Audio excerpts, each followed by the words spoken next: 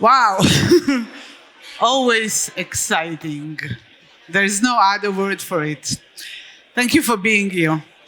So, back at the beginning of the previous decade, around 2010, 11, 12, JavaScript had the best time and the worst time. It had a lot of new frameworks coming up. Node, we had Angular, we had React. It started to becoming a real development language. And in 2015, the committee, ECMAScript committee that is responsible of new features actually published a new spec. They named it ES6, and it had a lot of really cool things. Things like spread operator, error functions, let, const, a lot of the things that we are taking today for granted. But there was a problem. The engines themselves, be it Node or be it the browser, and especially I'm talking about the browsers that just recently passed away, they didn't really support it. And we are developers, we want it now. We wanted to use these features right away. So in 2014, 2015, a young kid, Sebastian McKenzie from Australia, he was 17 at the time, he started as an exercise to develop a tool that will take the new features from ES6 and convert them into the ES5 syntax. He called it 625. And it actually gained a lot of popularity. And so they put the core of the code, they started putting all the code inside a single repository and published a single package. But later on, they realized that there are a lot of features. They actually started supporting not just ES6 to ES5, also ES7 to ES6, and ES6 was now called ES 2015. So by the way, they changed the name. They stopped calling it 625 and it was renamed as Babel or whatever you want to pronounce it. And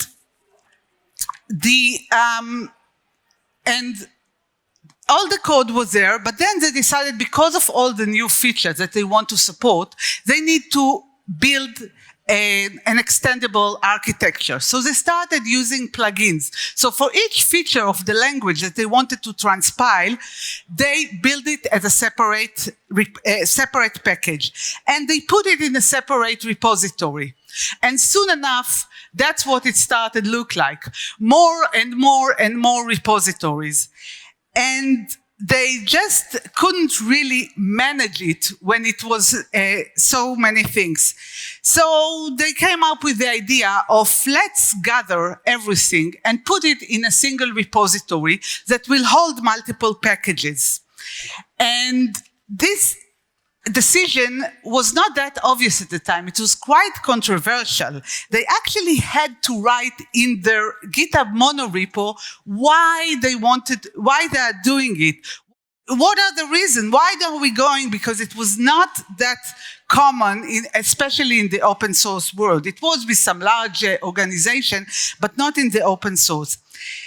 And in order to support this structure of one repository that has multiple packages, they need to write a set of utilities that help everyone to work with it, to publish everything from a single repository, because at the time you just had from one repository publishing one package. And as the story goes, later on, they extracted these utilities, they put it in a separate repo, and they gave it a name. They called it Learner. And for quite time, and I would say even up till today, Learner is quite a synonym for monorepos. Oh yeah, I use monorepo, I use Learner, yeah, I'm in the monorepo world. But the truth is that the way to manage monorepo in 2015 for an open source tool is quite different from what we need when we create a monorepo in our organization in 2022, or even before. But in 2022, it is extremely different.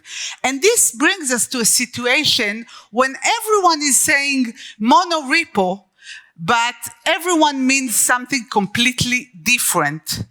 And yeah, so my name is Barak, as Rita said, and let's take the next 24 minutes to talk a bit about, to structure what is a monorepo, what do we say when we mean, what are the different decisions we are making. Sometimes we make them implicitly. We are not even aware that this is a decision we made, and all this decision has a huge impact on the way we work, on our training of the developers, on the speed of our release process, on the development experience. Everything is impacted by those decisions.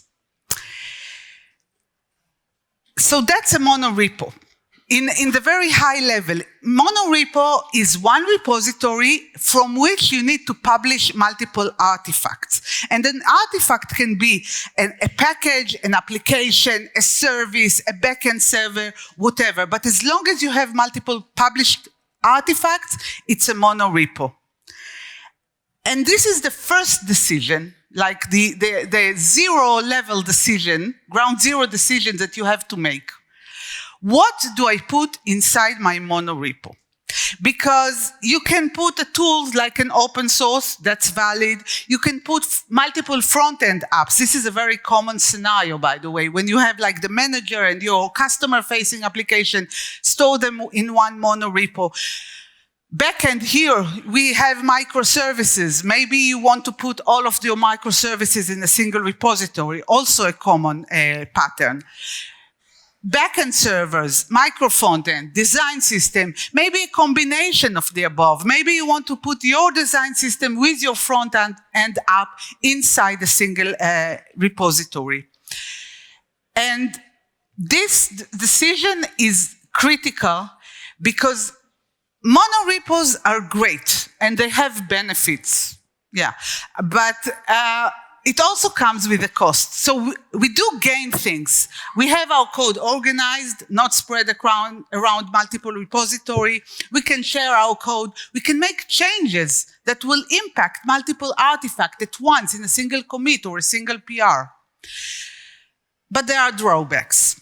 It creates usually a very large code base. Large code base is long processes, is lots of commit. It's sometimes it's sometimes not so that easy to work yourself around. It has an issue with an access control. If you want some developers to see the front end but don't want to see the back end, you cannot put them in a monorepo. If you want to separate access, you need separate repos. And it might lead, and I think Gil is here the advocate of that, it might lead to a lot of tight coupling inside your code, which might make it a bit of spaghetti.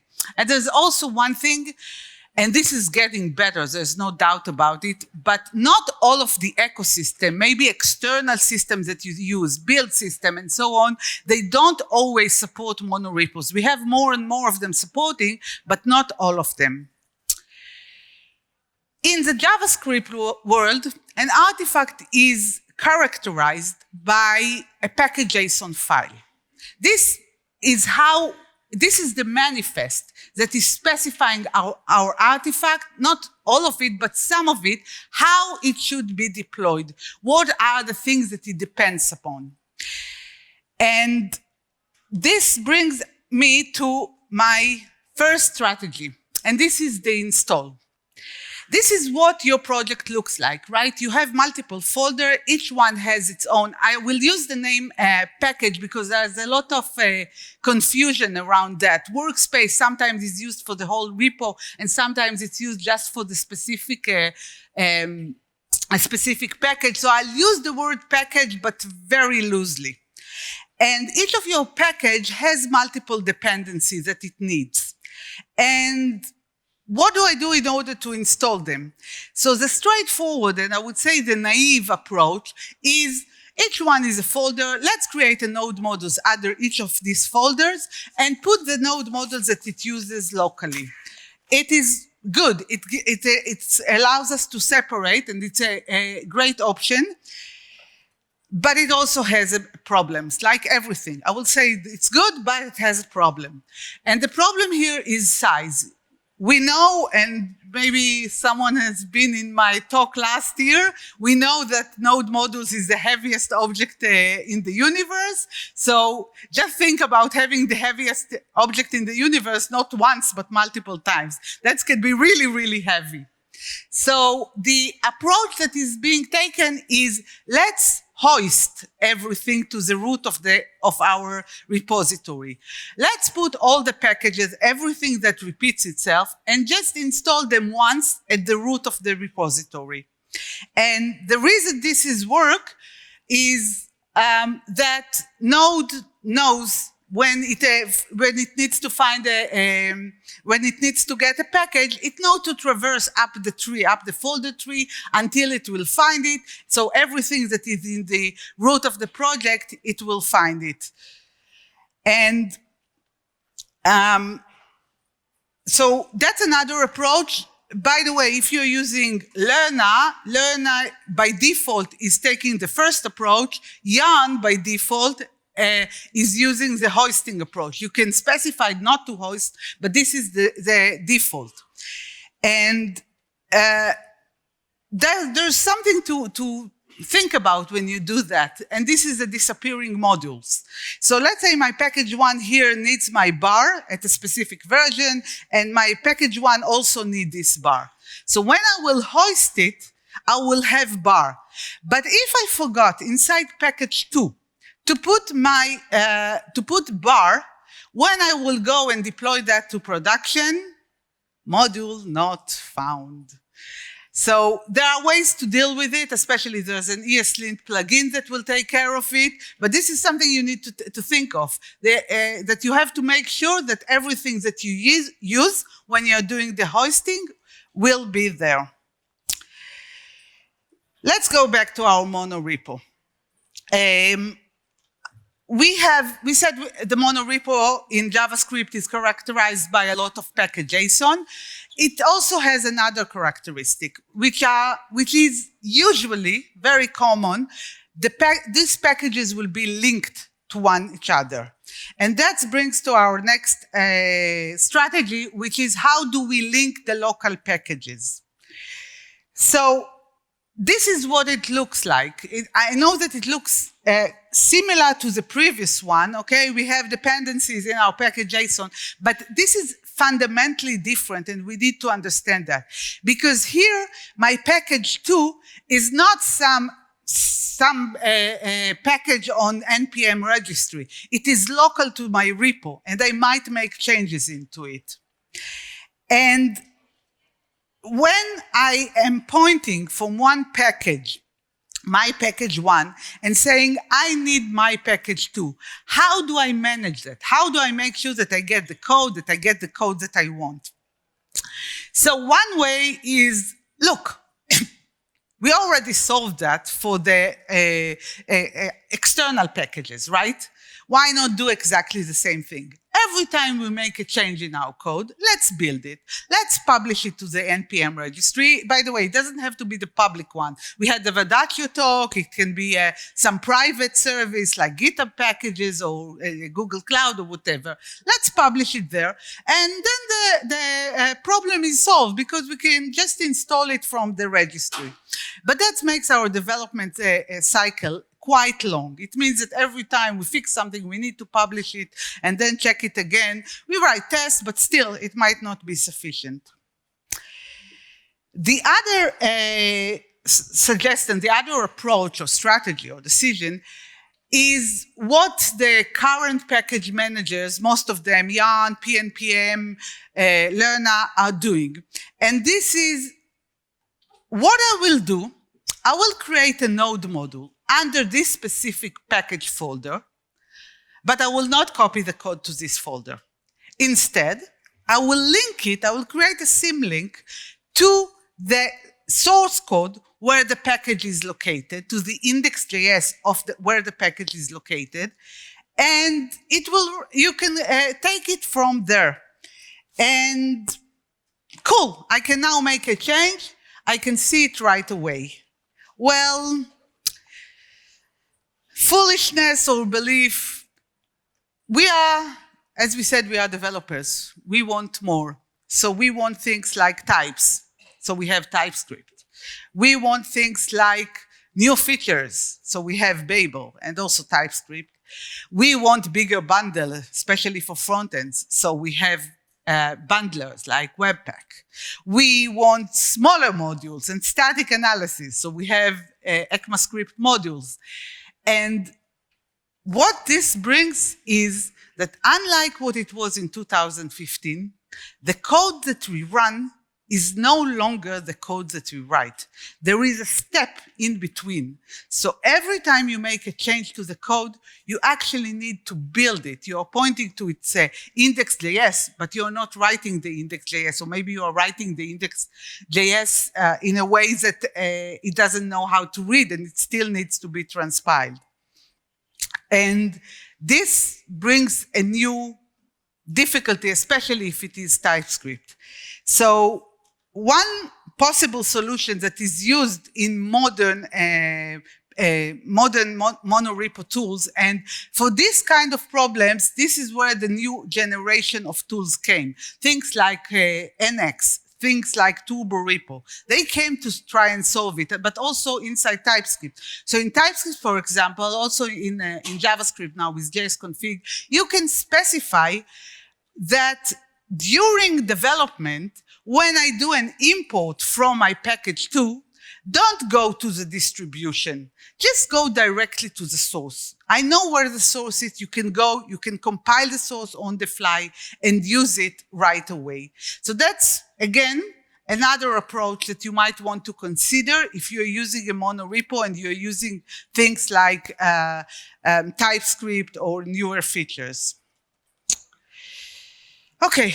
Our monorepo is set, right? We install the packages, we link the packages. Now we need to write the code, actually. We need to develop it.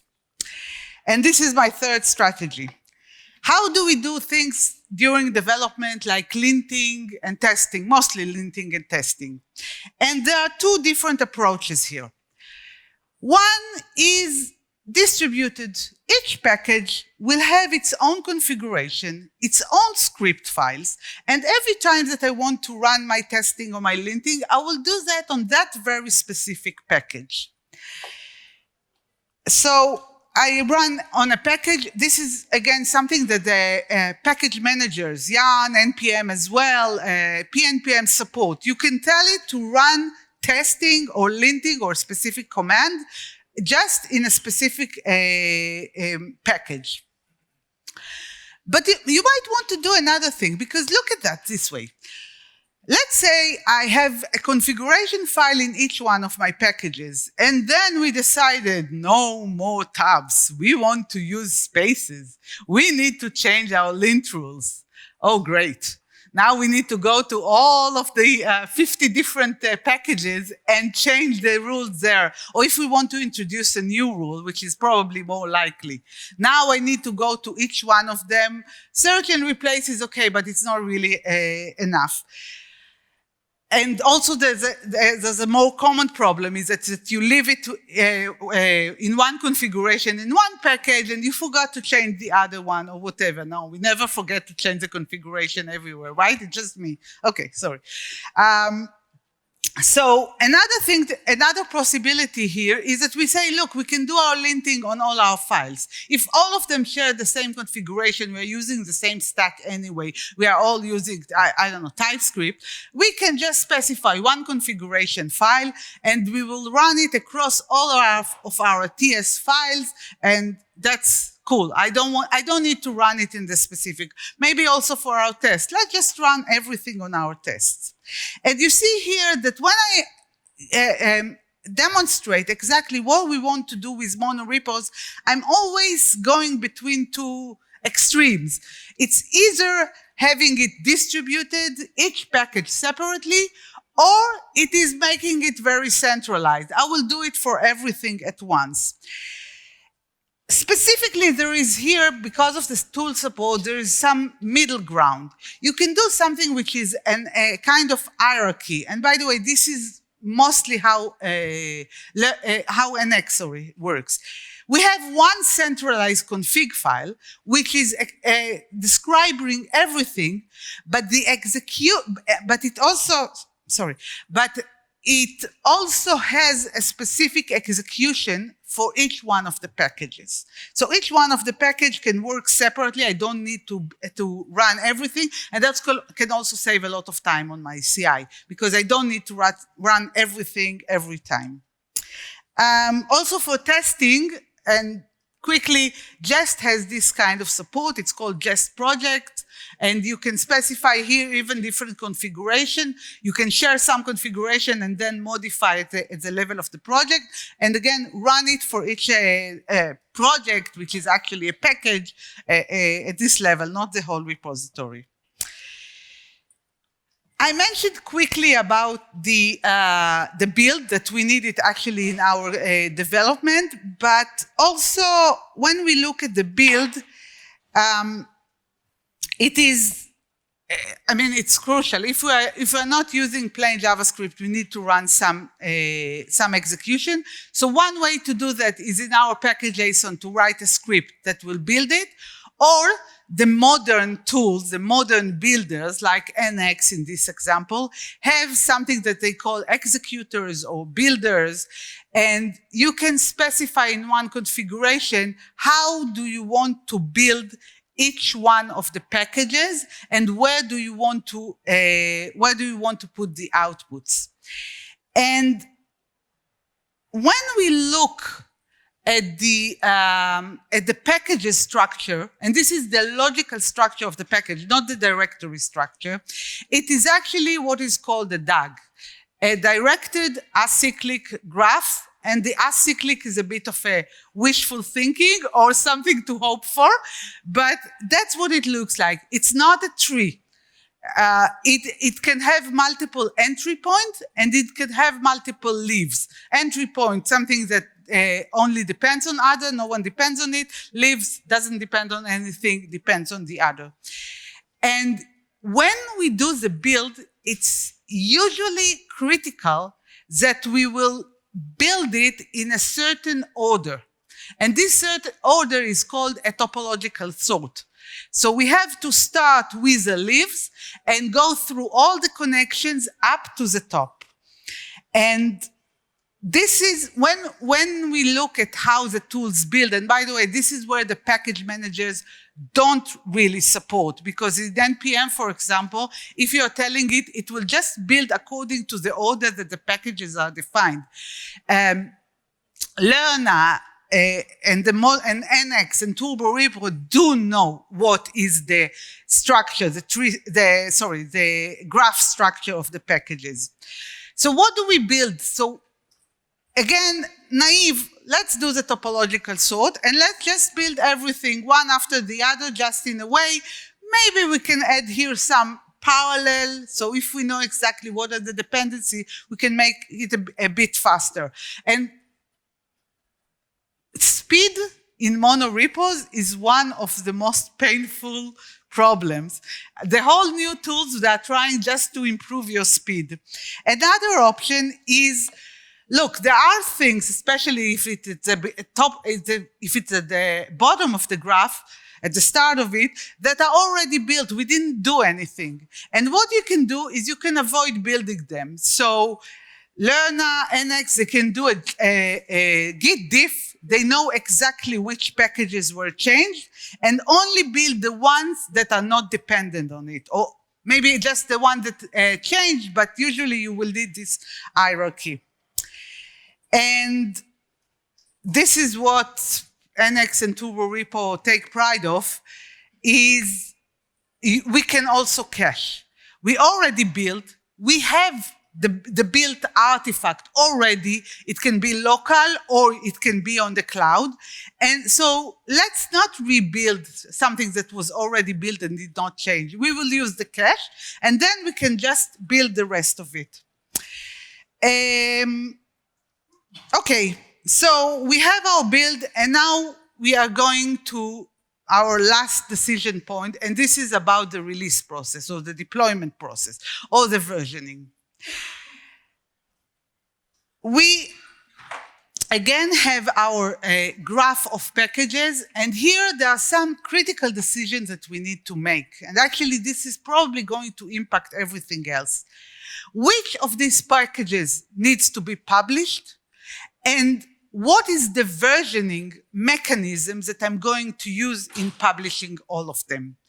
Do I want to publish everything every time that I make a change to something? On every new release, I will publish everything. This is, for example, the approach that the open source tool, a lot of them are taking, okay? So you have a new version for the whole monorepo, regardless of what was changed. You actually going to, I mean, you might have semver, but it will only be at the repo level. Or you can have independent version, meaning, again, distributed, centralized, another view of that, or another take on it. So you can say, I publish everything with one single version, or I will make the independent versions for everything. So every time there is a change, I only need to publish this package. Okay, we start to see the light at the end of the tunnel, right? Yeah, there are a lot of things. It's still darkness. We still need to make these decisions. So I want to start to wrap everything that I was talking about. Monorepo, we no longer want to communicate and just say, look, I have a monorepo, what should I do with that? I have a monorepo. What is the scope inside my monorepo? What are the things that I contain? Is it a backend? Is it a front end? And then we can start talking the same language. So the first decision, what do you put inside the monorepo? And then I would advise, or I can suggest you if you want to go through these 5 strategies and make your decision. What is the installation? What is the installation flow? What is the linking flow? What is the development? How do I do my test and linting? What is the build flow? And what is the release flow? But in fact, I think that the most significant decision here is actually the release. So I would highly recommend start with the release. How do I want to deploy and publish everything? And then work it backwards until to the lower level, which are local. And only then it's the right time to go with the tools, find the tools that fit your strategy and go and work with them. Maybe you don't need an X, maybe an X doesn't work for you, maybe all you need is just use NPM or Yarn. It was a spring of hope. It was a winter of despair. I hope this is a bit more of a spring of hope. And thank you very much. These are my contacts.